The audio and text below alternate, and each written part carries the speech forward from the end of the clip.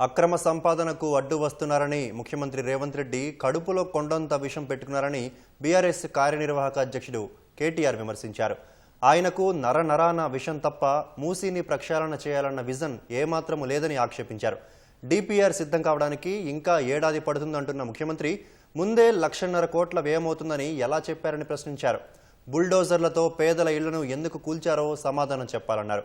మూసీ లూటిఫికేషన్ పేరిట భారీ దోపిడీ కోసం బ్లాక్ లిస్టులో పెట్టిన కంపెనీకి కట్టబెట్టే కుట్ర చేస్తున్నారని ఆరోపించారు.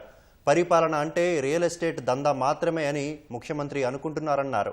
బీఆర్ఎస్ హయాంలోనే అతి తక్కువ ఖర్చుతో మూసీ పునరుజ్జీవం కోసం గ్లోబల్ టెండర్లు పిలిచినట్లు వివరించారు.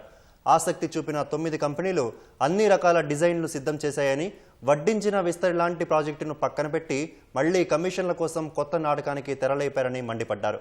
దాదాపు 16,000 కోట్లతో మాస్టర్ ప్లాన్ సిద్ధం చేస్తే ఇప్పుడు సీఎం రేవంత్ రెడ్డి ఆ అంచనాలను 1,50,000 కోట్లకు పెంచి అతిపెద్ద కుంభకోణానికి తెరదీశారని ఆరోపించారు.